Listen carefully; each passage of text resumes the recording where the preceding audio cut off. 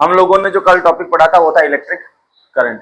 Current electricity का introduction किया था अपन ने। इलेक्ट्रिक करंट क्या होता है? That is the rate of flow of charge, यानी किसी भी कंडक्टर से एक सेकंड के अंदर किसी भी एक यूनिट क्रॉस सेक्शनल एरिया वाले कंडक्टर से एक सेकंड में कितना चार्ज फ्लो करता है वो करंट होता है। करंट के बारे में कल अपन ने ये देखा था कि ये इलेक्ट्रिक एनर्जी को एक लोकेशन से दूसरे लोकेशन तक भेजने वाला मोड ऑफ ट्रांसपोर्टेशन है।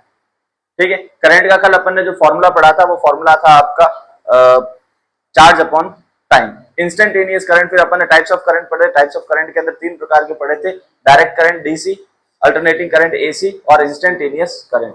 इंस्टेंटेनियस के करंट का जो फॉर्मूला बताया था मैंने, I is equal to D Q upon D T था, differentiation of charge with respect to time. वो इंस्टेंटेनियस करंट देता है। इंस्टेंटेनियस करंट कहां पाया जाता है? कल आपको बताया था charging and discharging of capacitors, वहां पे ये सब देखा गया था। अब जो आगे बढ़ना है अपन को, हम करंट की बात कर रहे थे। हम किसकी बात कर रहे थे? करंट।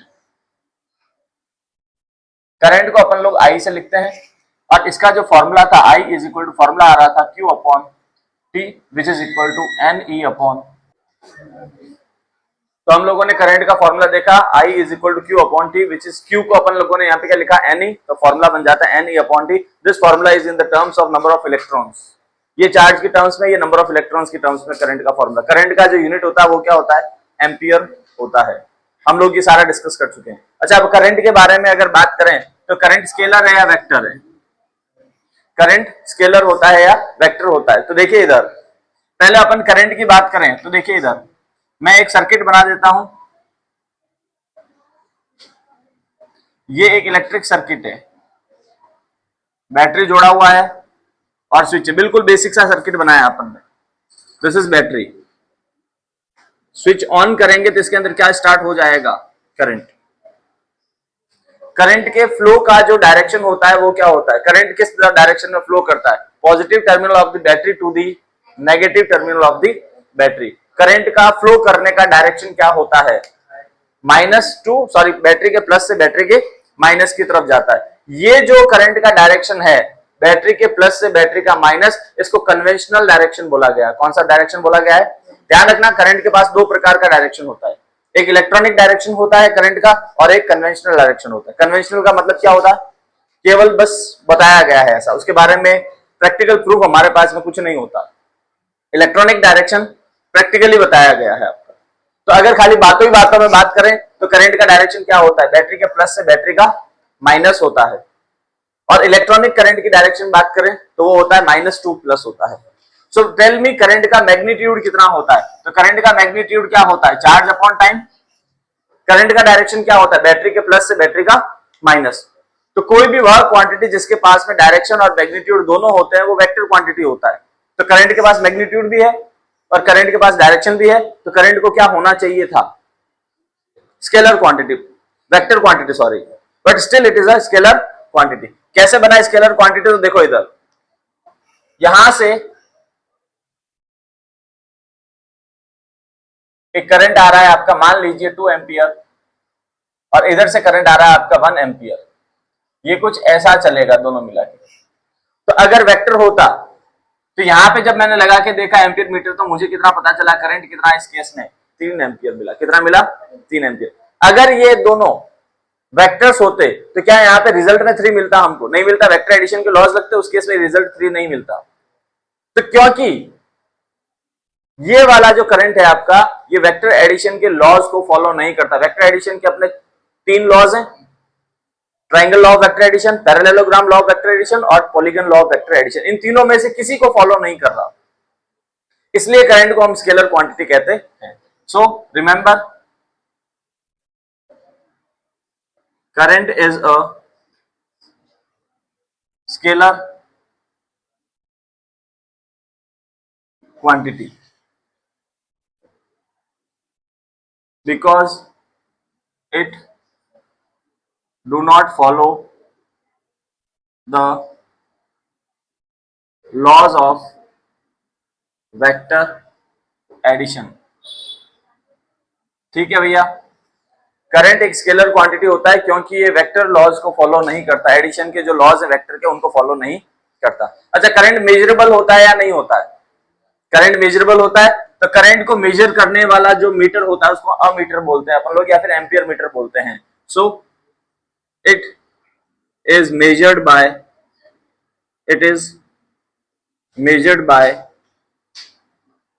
a meter. करंट को अपन किससे मेजर करते हैं? अमीटर से मेजर करते हैं। डन, ठीक है। हाँ, हेडिंग कुछ नहीं, कंटिन्यूटी, कल वाले टॉपिक से ही कंटिन्यू करो, ठीक है। कल वाले टॉपिक से हम क्या करेंगे, इसको कंटिन्यू करेंगे। सो करंट के बारे में पूरा हो गया आपका। तो देखते हैं, स्टार्ट करते हैं वापस से एक बार 2 मिनट में। Current, rate of law of charge, formula या उसका मैग्नीट्यूड की बात करोगे, चार्ज अपॉन टाइम, यानी Q is equal to n e, तो एनी अपॉन टाइम हो जाएगा वो आपका। करंट का डायरेक्शन की बात करें तो बैटरी के प्लस से बैटरी का माइनस होता है, बैटरी के प्लस से करंट निकलेगा और बैटरी के माइनस की तरफ जाएगा। ये कन्वेंशनल डायरेक्शन है। कौन सा डायरेक्शन है आपका? कन्वेंशनल। तो करंट का अगर कन्वेंशनल डायरेक्शन बताए, कौन सी डायरेक्शन पूछ ले आपसे? Conventional direction. तो अगर करंट कन्वेंशनल डायरेक्शन की बात करें तो वो होता है +2 माइनस, बैटरी के प्लस से बैटरी के माइनस की तरफ। अच्छा, इसका इलेक्ट्रॉनिक डायरेक्शन क्या होगा? इलेक्ट्रॉनिक डायरेक्शन की अगर बात करें तो करंट का जो इलेक्ट्रॉनिक डायरेक्शन होता है -2 प्लस होता है, उल्टा होता है। करंट जिस बंद रास्ते पर चलता है उस बंद रास्ते को अपन लोगों ने इलेक्ट्रिक सर्किट बोला हुआ है। डन। अब आगे बढ़ते हैं और हमको लिखना है ओम्स लॉ। क्या लिखना है हमको? Ohm's law. अच्छा, what is the use of battery in the circuit? What is the use of battery in the circuit? Potential difference को मेंटेन करना, है ना। तो सर्किट में पोटेंशियल डिफरेंस को मेंटेन करता है कौन? आपका बैटरी मेंटेन करता है। बढ़े। Now we will write the new heading, which is your Ohm's law.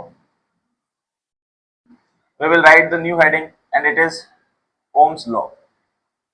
Ohm's law आपका नया हेडिंग है, ठीक है। स्टार्ट करते हैं। देखिए, ये एक साइंटिस्ट था, इन्होंने कुछ एक्सपेरिमेंट परफॉर्म किया। उन्होंने एक सर्किट बनाया इस प्रकार का, एक बल्ब लगा दिया या कोई इंस्ट्रूमेंट लगा दिया और यहां पे उन्होंने एक बैटरी जोड़ा, उस बैटरी के साथ स्विच जोड़ा और एक और इंस्ट्रूमेंट जोड़ा जिसको रियोस्टेट कहते हैं हम लोग।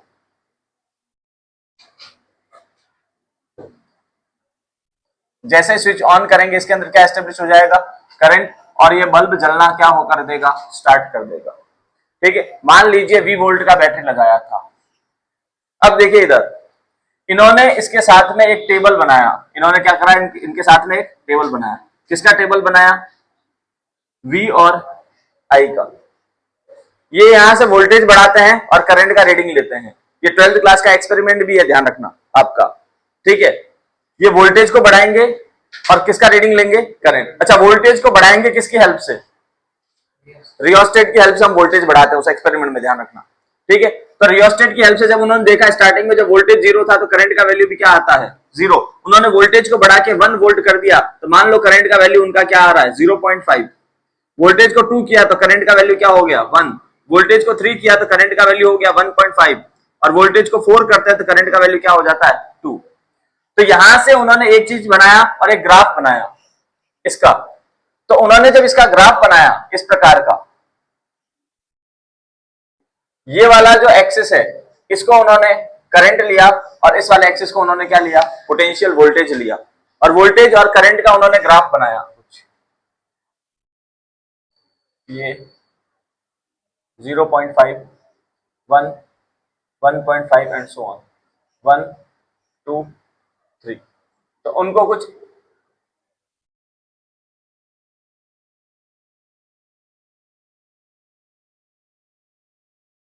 स्ट्रेट ग्राफ मिला। कैसा ग्राफ मिला उनको?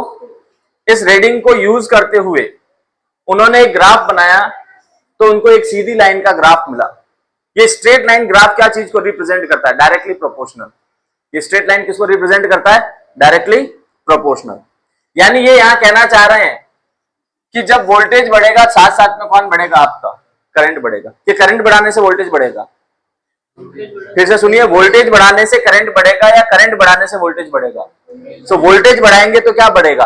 करंट। तो ओम्स लॉ के अकॉर्डिंग इनका यही कहना है कि अगर आप V को बढ़ाओगे तो कौन बढ़ेगा? करंट, यानी V is proportional to I। जब प्रोपोर्शनल हटा तो यहाँ पे एक कांस्टेंट लगता है। क्या लगता है यहाँ पे? एक कांस्टेंट। इनटू क्या हो जाएगा? I।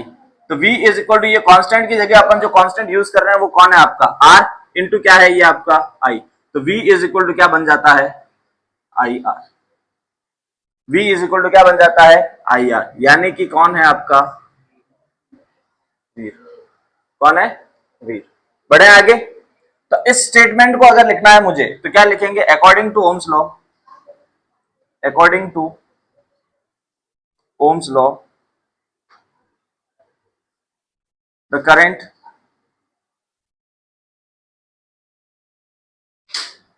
flowing in a conductor is directly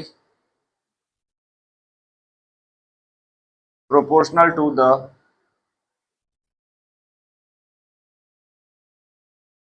potential difference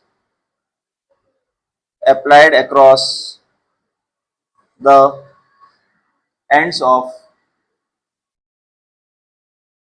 conductor, keeping temperature and other factors constant. According to this law, current flowing in the conductor is directly proportional to the potential difference, यानी कि I is proportional to V। जैसे जैसे voltage बढ़ेगा वैसे वैसे कौन बढ़ेगा? Current का वैल्यू बढ़ता रहता है। लिखिए इसको, और ये वाला साथ में ग्राफ बनाएंगे, ओम्स लॉ का ग्राफ। ये वाला मत बनाना, आप लोग ये वाला ग्राफ बनाएंगे साथ साथ में। ये V है और ये क्या है आपका? I।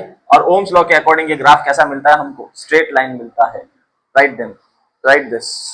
ठीक है, तो यहाँ पे ओम्स लॉ का जो ग्राफ है आपका वो क्या बता रहा है? यहाँ पे V है और इधर क्या है? I। मैंने इसको सिंपल सा इंटरचेंज कर दिया, this is I and this is V।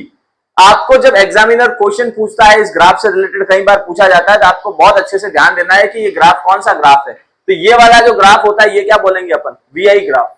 और इस वाले ग्राफ को अपन बोलेंगे IV ग्राफ। क्या बोलते हैं इसको अपन लोग? IV graph. तो there are two types of graphs in Ohm's law. IV graph भी होता है और VI ग्राफ भी होता है। आपको ओम्स लॉ के समय क्या पढ़ाया जाता है? VI graph. और एग्जाम में क्या पूछा जाता है? IV graph. ये ध्यान रखना। डन, आगे बढ़े इसके अंदर। अच्छा, ओम्स लॉ से अपन लोगों ने कुछ और भी चीज पढ़ी थी, और वो था कि V इज इक्वल टू क्या था आपका? IR। जहां पे R को क्या बोला जाता है? R एक प्रोपोर्शनलिटी कांस्टेंट था जिसको हम लोगों ने क्या बोला है? रेजिस्टेंस। R एक प्रोपोर्शनलिटी कांस्टेंट है जिसको हम लोगों ने क्या बोला है? रेजिस्टेंस। अच्छा, इस रेजिस्टेंस के बारे में अपन बात करें कि रेजिस्टेंस क्या होता है, तो उससे पहले मैं एक चीज बताना चाहूंगा। ओम्स लॉ हमें क्या बताता है? ओम्स लॉ से हमें एक नई इंफॉर्मेशन मिली है, और वो नई इंफॉर्मेशन कौन है आपका? रेजिस्टेंस। देखिए, V is proportional to I, और वोल्टेज बढ़ाओगे तो करंट बढ़ेगा। ये सारा का सारा एक्सपेरिमेंटल डेटा है। लेकिन यहां से नई चीज जो हमारे सामने आ रही है वो कौन है? वायर के अंदर क्या होता है? रेजिस्टेंस होता है। तो अब अपन लोग क्या स्टडी करेंगे? रेजिस्टेंस को स्टडी करेंगे। फिर से बात करते हैं। तो देखिए इधर ओम्स लॉ क्या है? अकॉर्डिंग टू ओम्स लॉ, आप सर्किट में वोल्टेज बढ़ाओगे क्या बढ़ेगा? करंट बढ़ेगा। ठीक है, उसको अपन ने सॉल्व किया तो V is equal to final formula क्या मिला मुझे? ये ओम्स लॉ का मैथमेटिकल एक्सप्रेशन है। ये ओम्स लॉ का क्या है? Mathematical expression. ये ओम्स लॉ का स्टेटमेंट है। तो स्टेटमेंट क्या कहता है कि according to this law current flowing in the conductor is directly proportional to the potential difference applied across the ends of the conductor, keeping the temperature and other factors constant। आप लोग temperature, pressure, external pressure, सारी चीजों को क्या मानना है? वहां पे कांस्टेंट मान के चलना है, तो ही V प्रोपोर्शनल टू I होगा। अगर V प्रोपोर्शनल टू, अगर टेम्परेचर चेंज हो जाता है तो V will not be proportional to I, और उस केस में वो जो भी डिवाइस है वो आपका नॉन ओमिक हो जाएगा। हमने ओम्स लॉ का ग्राफ पढ़ा। ये दो प्रकार के ग्राफ बनते हैं आपके, एक VI ग्राफ बनता है, दूसरा कौन सा होता है? IV ग्राफ बनता है। हमने V is equal to IR पढ़ा, तो यहां से क्या मिला? रेजिस्टेंस। क्या मिलता है हमको? रेजिस्टेंस। तो अब देखिए इधर, अगर रेजिस्टेंस की बात करें, किसकी बात करें अपन? रेजिस्टेंस। किससे लिखा जाएगा रेजिस्टेंस को? कैपिटल R से लिखा जाता है। देखिए बहुत सिंपल सा नाम है रेजिस्टेंस, किसी चीज को रेजिस्ट करना। और रेजिस्ट किसे किया जाएगा? जो चल रहा होगा। रेजिस्टेंस किसको मिलता है? जो चलता है उसी को तो रेजिस्टेंस मिलता है, जो फ्लो कर रहा है उसको। अब मेरे को बताओ इन दोनों में से फ्लो कौन कर रहा है? करंट फ्लो करता है। कौन फ्लो करता है? तो रेजिस्टेंस किसको मिलेगा? करंट को या वोल्टेज को? करंट को रेजिस्टेंस मिलेगा। सो रेजिस्टेंस के बारे में लिखे तो it is opposition to current, it is opposition to current in the circuit. Circuit में जो करंट को ऑपोजिशन मिलता है उसको हम लोग क्या कहते हैं? रेजिस्टेंस कहते हैं। अच्छा, रेजिस्टेंस का फॉर्मूला देखिए क्या है। हमको पता है V इज इक्वल टू क्या होता है? I R. तो बताइए R का फॉर्मूला क्या हो जाएगा यहां से? V upon I. रेजिस्टेंस का फॉर्मूला क्या होता है? वोल्टेज अपॉन करंट होता है। So R is equal to V upon I. Done. चलो भाई, अब इधर देखो, इसका रेजिस्टेंस का अगर ऐसा यूनिट की बात करोगे तो रेजिस्टेंस का ऐसा यूनिट होता है ओम। क्या होता है? ओम। ओम रेजिस्टेंस का क्या बन जाता है आपका? ऐसा यूनिट बन जाता है।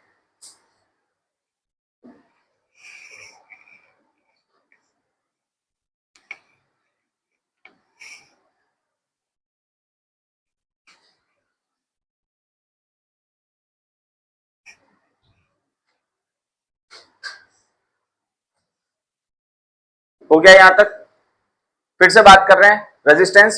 रेजिस्टेंस क्या है? Opposition to the current in the circuit.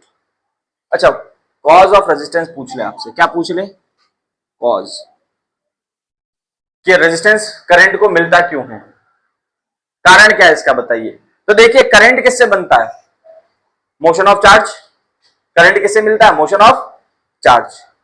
और जब ये चार्ज चलते हैं कंडक्टर के अंदर तो ये आपस में टकराते भी हैं। ये क्या करते हैं? आपस में टकराते हैं। तो जब कोई चार्ज चलेगा तो रास्ते में टकराएगा, कोलिजन होगा। उस कोलिजन से उसका स्पीड क्या हो जाएगा? स्लो हो जाएगा। स्लो होगा तो करंट का वैल्यू भी क्या हो जाएगा? डाउन हो जाएगा उस केस में।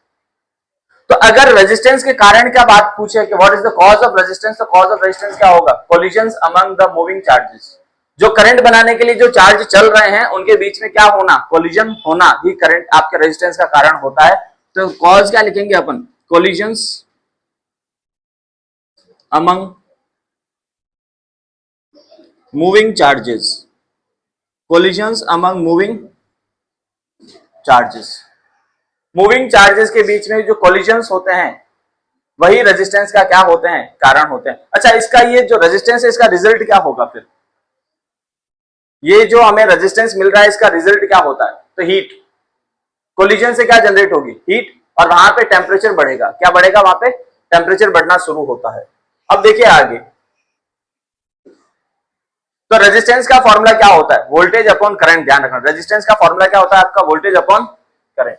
हमने ओम्स लॉ का ग्राफ पढ़ा था। हमने क्या पढ़ा था? ओम्स लॉ का graph, V I graph. Straight line मिला या नहीं मिला?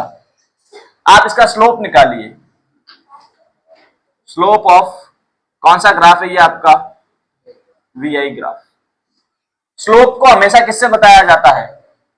टेन थीटा से बताया जाता है। स्लोप को हमेशा किससे बताया जाता है? Tan theta. यहां पे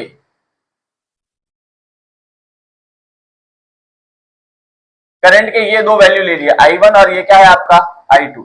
I1 के कॉरेस्पॉन्डिंग वोल्टेज कितना लिया? V1। और I2 के कॉरेस्पॉन्डिंग वोल्टेज कितना ले लिया मैंने? V2। और ये एंगल कितना मान लिया मैंने? थीटा। तो ये जो ट्रायंगल मिला मुझे यहां से A B और कौन सा ट्रायंगल है आपका? C। तो ये जो ट्रायंगल ABC है इसका अपन टेन थीटा निकालेंगे। टेन थीटा का फॉर्मूला क्या होता है? Perpendicular upon base. परपेंडिकुलर कौन होता है? थीटा के सामने वाला, यानी कौन हो गया आपका? BC। और बेस कौन हो जाएगा आपका? AC। तो अगर टेन थीटा की बात करें तो टेन थीटा क्या है आपका? BC का वैल्यू कितना हो जाएगा? V2 minus V1। और ये कितना हो जाएगा? I2 minus I1। बेस हो गया आपका। अच्छा, V2 माइनस V1 को क्या लिखेंगे? Delta V। और इसको क्या लिखेंगे? Delta I। तो बताइए टेन थीटा का फॉर्मूला क्या बना यहां से? Delta V upon delta I। Delta V upon delta I क्या है? Voltage upon current. और अभी अभी देखा था कि वोल्टेज अपॉन करंट क्या होता है आपका? रेजिस्टेंस होता है। यानी ये टेन थीटा किसके बराबर है आपका? रेजिस्टेंस के बराबर है। So now from here we get a new information कि ओम्स लॉ से हमारा जो वीआई ग्राफ होता है उसका अगर स्लोप निकाल दोगे तो वो हमें क्या बताएगा, रेजिस्टेंस बताएगा। और आपका जो 12th क्लास का जो एक्सपेरिमेंट है उसके अंदर आपको एक सिंपल सा वायर दे दिया जाएगा और बोलेंगे कि इसका रेजिस्टेंस फाइंड आउट करिए, ठीक है, by the help of Ohm's law. तो आपको इस प्रकार का एक एक्सपेरिमेंट परफॉर्म करना है, वोल्टेज चेंज करके करंट का रीडिंग लेंगे, उसके बाद में हमको वहां से जो रीडिंग मिलेगी उसकी हेल्प से हम एक ग्राफ बनाएंगे, हम उस ग्राफ का फिर फाइनली क्या निकालेंगे, स्लोप निकालेंगे, और वो स्लोप हमें क्या बताएगा, रेजिस्टेंस बताएगा उस गिवन वायर का। सो slope of VI graph gives the value of resistance. Slope of VI graph gives the value of resistance. VI graph का स्लोप हमें क्या बताता है, रेजिस्टेंस बताता है। चलिए अब इधर देखिए, आपको एक क्वेश्चन पूछ रहा हूं मैं, है ना, ये V है और ये क्या है आपका I। ये अलग अलग वायर्स के लिए मैंने ओम्स लॉ का ग्राफ बनाया, ठीक है, दिस इज 1 2 एंड 3। कौन से वाले वायर का रेजिस्टेंस ज्यादा है, मैंने यहाँ 3 वायर लिए थे, तीनों के लिए ओम्स लॉ बनाया मैंने, ओम्स लॉ की हेल्प से ग्राफ बनाया और ये ग्राफ मुझे इस प्रकार से दिखता है। बताइए कौन से वाले वायर का रेजिस्टेंस ज्यादा है। तो हमको पता है कि slope of VI graph gives the value of resistance, तो जिसका स्लोप ज्यादा होगा उसका रेजिस्टेंस कैसा होगा, ज्यादा। तो थर्ड वाले का स्लोप सबसे ज्यादा है, फिर सेकंड वाले का फिर क्या है, अच्छा स्लोप का मतलब होता है ढलान, ठीक है। तो यहां पे क्या हो जाएगा आपका R3 will be larger than R2 will be larger than R1। अच्छा एक और सुनिए इधर,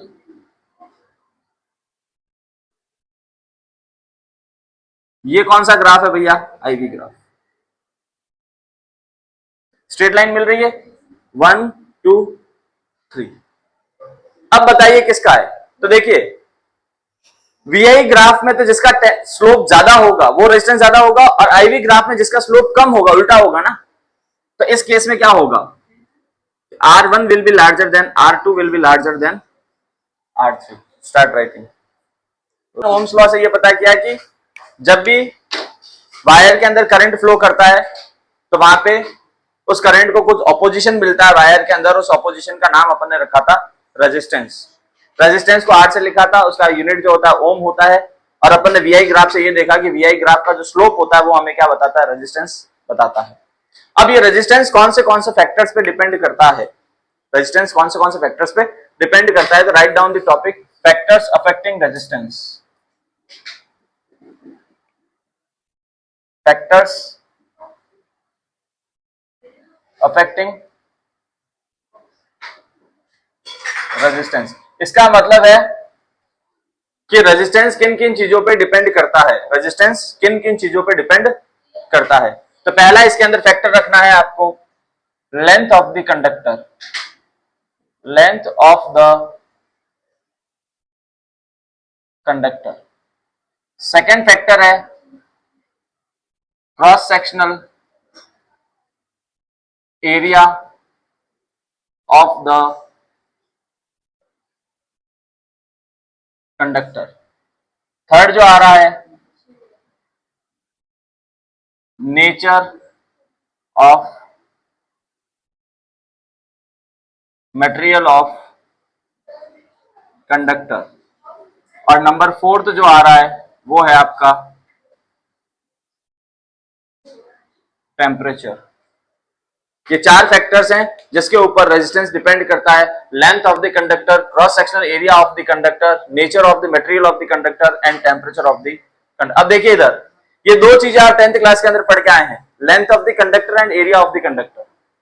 ये 2 चीजें, बाकी की जो 2 चीजें ये 12th क्लास में हम लोग स्टडी करते हैं, ठीक है। तो पहले किस प्रकार से डिपेंड करता है, तो ध्यान रखना कि R is proportional to L, R is inversely proportional to A। इन दोनों के बारे में आगे जाके अपन डिस्कस करेंगे। चलिए, रेजिस्टेंस का मतलब क्या होता है, ऑपोजिशन। ऑपोजिशन का मतलब है रुकावट। आप इमेजिन करिए कि आपको 2 इस प्रकार के वाटर पाइप्स दे रखे हैं, दोनों का लेंथ कैसा है, अलग अलग, लेकिन दोनों का एरिया सेम है। दोनों का एरिया कैसा है, सेम, लेकिन दोनों का लेंथ कैसा है, अलग अलग। अगर सेम टाइम पे यहां से पानी एंटर करता है तो कौन से वाले पाइप से पहले पानी निकलेगा? इसमें जल्दी आ जाएगा बाहर, और इसमें क्या लग रहा है? टाइम। तो क्योंकि इसके अंदर टाइम लग रहा है तो हम ये बोलेंगे, फाइनल कंक्लूजन निकालेंगे कि इसका रेजिस्टेंस कैसा है? ज्यादा है। इसने ज्यादा देर तक रोक के रखा था और इसने कम देर तक रोक के रखा। जो ज्यादा देर तक रोक के रखा है इसका मतलब इसका रेजिस्टेंस कैसा है? ज्यादा है। तो जिस वायर का लेंथ ज्यादा होगा उसका रेजिस्टेंस भी कैसा होगा? ज्यादा होगा। यानी resistance is proportional to length. Second case, ये फिर से दो वायर दे रखे हैं आपको, पहला और ये दूसरा। इस बार दोनों का एरिया कैसा है? अलग अलग, लेकिन लेंथ कैसी आ रही है? सेम। सेम टाइम पे यहां से वाटर एंटर करता है, कौन से वाले पाइप से पहले पानी बाहर आ जाएगा? इसमें से। तो जिसका एरिया ज्यादा है, जल्दी आ गया वाटर, यहां से बाहर जल्दी आ रहा है, यानी इसका रेजिस्टेंस कम है, और इसमें टाइम लग रहा है यानी इसका रेजिस्टेंस ज्यादा। तो जिसका एरिया कम है उसका रेजिस्टेंस ज्यादा है, और जिसका एरिया ज्यादा उसका रेजिस्टेंस, यानी कि area is inversely proportional to resistance. जिस वायर का एरिया ज्यादा होगा उसका रेजिस्टेंस कैसा होगा? कम। यानी जिस वायर की मोटाई ज्यादा होगी, जिस वायर की थिकनेस ज्यादा होगी, जिसका डायामीटर ज्यादा होगा, उस वायर का रेजिस्टेंस कैसा होगा? हमेशा कम। करंट आसानी से कौन से वायर्स में फ्लो करेगा? पतले वायर में या मोटे वायर में? जो वायर थिक होगा उसमें करंट आसानी से फ्लो करेगा, क्योंकि उसका रेजिस्टेंस कैसा होता है? कम होता है। अब इन चीजों को अपन स्टार्ट करते हैं और लिखते हैं। ये चार फैक्टर तो अपन लोगों ने लिख दिए। अब देखिए इन्हीं के अंदर बात करें तो अपन को पता है कि R is proportional to what? L, and R is inversely proportional to A। दोनों इक्वेशन को अगर मिलाएंगे तो ये इक्वेशन क्या बनेगा कि R is proportional to L upon A। Proportional हटता है तो अपन एक सिंबल लगाते हैं, कांस्टेंट, ठीक है, और ये क्या बन जाएगा? L upon A। तो रेजिस्टेंस का एक और नया फॉर्मूला बनता है, R is equal to rho L upon A। ये कांस्टेंट है, ये क्या है आपका? एक प्रोपोर्शनलिटी कांस्टेंट। क्या पढ़ेंगे इसको अपन? रो, ठीक है। और ये कांस्टेंट जो होता है इसको हम लोगों ने एक नाम दिया, और इसको नाम दिया अपन ने रेजिस्टिविटी। क्या नाम दिया इसको अपन लोगों ने? Resistivity. So now we are starting with the topic resistivity. हम किससे स्टार्ट कर रहे हैं? रेजिस्टिविटी। देखिए रेजिस्टेंस के अपने पास अभी तक तीन फॉर्मूला आए हैं। पहला फॉर्मूला था R is equal to V upon I। दूसरा फॉर्मूला अपन ने पढ़ा था वोल्टेज अपॉन करंट, यानी कि slope of the VI graph, slope of the VI graph tan theta. और तीसरा फॉर्मूला क्या है? R is equal to rho L upon A। तीन फॉर्मूला आ गए। चौथा फॉर्मूला एक और आएगा रेजिस्टेंस का आगे, जिसको अपन डिस्कस करेंगे। और बोर्ड में वो वाला फॉर्मूला एमसीक्यू के अंदर एज इट इज पूछा हुआ था। तो अपन पहले बात करेंगे रेजिस्टिविटी की। किसकी बात करेंगे अपन? Resistivity. So write down the heading resistivity. Resistivity को अपन रो से रिप्रेजेंट करेंगे। तो देखिए डेफिनेशन को बाद में लिखेंगे, पहले इसको समझेंगे क्या होता है। रेजिस्टेंस का फॉर्मूला अभी अभी अपन को मिला है, क्या मिला था? Rho L upon A। यहां पे अगर मैं if L is equal to क्या कर देंगे अपन? 1 metre, and area is equal to क्या कर देंगे अपन? 1 metre square. Then can we write that R is equal to rho. इसका मतलब क्या हुआ कि मैंने कोई एक ऐसा कंडक्टर ले लिया है जिसका क्रॉस सेक्शनल एरिया, ये वाला जो होता है ना, ये क्रॉस सेक्शनल एरिया होता है। ये वाला जो होता है ये क्या होता है आपका? Cross sectional area. Cross sectional area मैंने कितना मान लिया? 1 मीटर स्क्वायर। और इस कंडक्टर का लेंथ मैंने कितना मान रखा है? 1 मीटर। इस वायर का कोई ना कोई रेजिस्टेंस होगा या नहीं होगा? तो इस वायर का जो भी रेजिस्टेंस होगा उसी को हम लोग क्या बोल देंगे? रेजिस्टिविटी। अब देखिए डेफिनेशन इसका। फिजिक्स में डेफिनेशन बनाना बहुत आसान है अगर हमें फॉर्मूला पता है तो। जो चीजें वन बनने के लायक पॉसिबल है उन चीजों को वन बना दो। लेंथ को मैं 1 यूनिट बना सकता हूं, एरिया को 1 मीटर स्क्वायर बना सकता हूं मैं। तो कोई भी वह कंडक्टर जिसका लेंथ कितना है? 1 मीटर, उसका क्रॉस सेक्शनल एरिया कितना है? 1 मीटर स्क्वायर, उसका जो रेजिस्टेंस होगा वही उसका क्या कहलाएगा? रेजिस्टिविटी कहलाएगा। So resistivity it is equal to the resistance of a conductor of unit length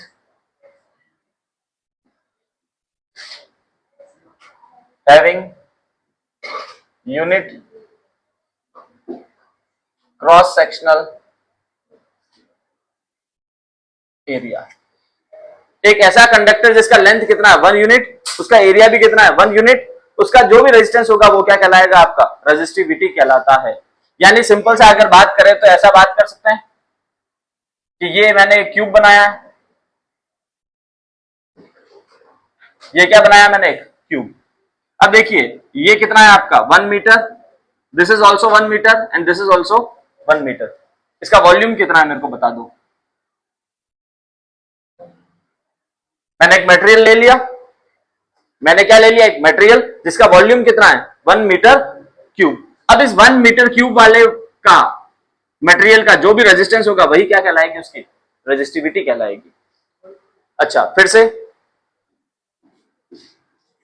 क्या रेजिस्टिविटी का लेंथ और एरिया से कोई लेना देना है? क्या रेजिस्टिविटी का लेंथ और एरिया से कोई लेना देना है? नहीं होगा, ध्यान रखना, क्योंकि रेजिस्टिविटी वाले केस में हमेशा मटेरियल का लेंथ कितना लेना है 1 मीटर और उसका एरिया हमेशा क्या लेना है मुझे। यानी कि रेजिस्टिविटी वाले केस में ये लेंथ और एरिया तो हट ही गए। तब आपको बोर्ड ने एक बार कंफ्यूज करने के लिए क्वेश्चन पूछा था, एक वायर लिया जाता है और उस वायर को स्ट्रेच करके उसके लेंथ को स्ट्रेच करके उस वायर के लेंथ को डबल कर दिया जाता है। Now what will be the new resistance of that wire, sorry new resistivity of that wire? तो सेम ही रहेगी। उसने लेंथ को क्या किया था डबल, तो एरिया हाफ हो जाएगा। लेकिन हमको पता है कि रेजिस्टिविटी का लेंथ और एरिया से कोई कनेक्शन नहीं होता है। आप वायर का लेंथ मर्जी चाहे बदल दो, वायर का एरिया मर्जी चाहे बदल दो, जब तक वायर का मटेरियल चेंज नहीं करोगे तब तक उसका रेजिस्टिविटी चेंज नहीं होता है। तो याद रखना है आपको कि रेजिस्टिविटी केवल और केवल दो ही केस में बदल सकता है, या तो आप मटेरियल पूरा बदल दो, नहीं तो उसका टेम्परेचर बदल दो। दो ही केस में बदलता है। यानी resistivity is the characteristic of material. क्या लिख सकते हैं अपन कि resistivity is the characteristic of material. ये स्टेटमेंट देके मैं कहना चाहता हूं कि ये रेजिस्टिविटी केवल और केवल तब बदलेगी जब आप वहां का क्या बदल देते हो, मटेरियल बदल देते हो। अगर वही वायर है और उसको खींच के आपने 2 गुना 3 गुना 4 गुना कर दिया है फिर भी उसका रेजिस्टिविटी चेंज नहीं होगा। तो क्या रेजिस्टिविटी लेंथ और एरिया पे डिपेंड करती है? तो आंसर होगा no, resistivity do not depend on the length and area. उस रेजिस्टिविटी वाले केस में लेंथ और एरिया हमेशा कितना माना जाएगा 1 मीटर और 1 मीटर स्क्वायर। आई बात समझ में? सो इस वाले केस को अपन लोगों ने क्या बोला है रेजिस्टिविटी। अच्छा दूसरा, रेजिस्टिविटी एक प्रकार से क्या है? रेजिस्टिविटी एक प्रकार से क्या है? रेजिस्टेंस है। रेजिस्टिविटी एक प्रकार से क्या है आपका? रेजिस्टेंस है, लेकिन स्मॉलर वर्जन ऑफ रेजिस्टेंस। अच्छा समझना इधर थोड़ा, रेजिस्टेंस किसका होता है और रेजिस्टिविटी किसका होता है? तो resistance is the characteristic of conductor. Resistance is the characteristic of conductor while resistivity is the characteristic of. Resistance कब बदलेगा? जब आप कंडक्टर चेंज कर रहे हो, यानी कंडक्टर के डायमेंशन चेंज कर रहे हो, चाहे आप उसका एरिया बदलिए चाहे उसका लेंथ बदलिए, यानी उसका डायमेंशन, उसका जो स्वरूप है, उसका जो ज्योमेट्री है उसको चेंज करोगे कंडक्टर का तो रेजिस्टेंस बदलता जाएगा। लेकिन कंडक्टर का डायमेंशन चेंज करने से रेजिस्टिविटी के ऊपर कोई फर्क नहीं पड़ता है। रेजिस्टिविटी केवल और केवल तब बदलेगी जब वायर का आप क्या चेंज कर दोगे, मटेरियल। तो याद रखना है कि रेजिस्टेंस किसका प्रॉपर्टी है? कंडक्टर का, उस वायर का पूरा। और रेजिस्टिविटी किसका प्रॉपर्टी है? उस वायर के मटेरियल का प्रॉपर्टी। ये डिफरेंस क्लियर है? तो अगर रेजिस्टेंस बोला है तो मेरे माइंड में क्या आना चाहिए, मटेरियल या कंडक्टर? रेजिस्टेंस बोला है तो क्या आना चाहिए, कंडक्टर। और रेजिस्टिविटी बोला है तो क्या आना चाहिए, मटेरियल आना चाहिए हमारे माइंड में। आई बात समझ में? ठीक है। अच्छा रेजिस्टिविटी का ऐसा यूनिट क्या होगा?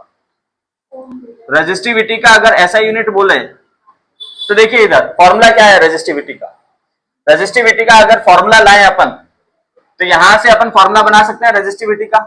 रो इज इक्वल टू फॉर्मूला क्या होगा, आर ए अपॉन एल। ये किसका फॉर्मूला बन गया आपका, रेजिस्टिविटी का फॉर्मूला। इस फॉर्मूले के अकॉर्डिंग रेजिस्टेंस का यूनिट क्या होता है, ओम। एरिया का क्या होता है, मीटर स्क्वायर। रेजिस्टेंस का क्या बना, ओम।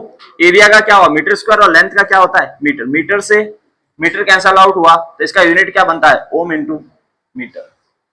सो what is the unit of resistivity, ohm into metre. Resistivity का यूनिट क्या होता है, ओम इंटू मीटर होता है। रेजिस्टिविटी एक कंडक्टर एक मटेरियल का प्रॉपर्टी होता है। अच्छा मटेरियल भी कितना होना चाहिए, क्वांटिटी क्या होनी चाहिए मटेरियल की, 1 मीटर क्यूब। कितना होना चाहिए, 1 मीटर क्यूब। आई बात समझ में। अगर 1 मीटर क्यूब से ज्यादा हो जाता है तो वो फिर क्या बन जाएगा, रेजिस्टेंस। क्या हो जाएगा आपका, रेजिस्टेंस। डन, कोई परेशानी इसके अंदर।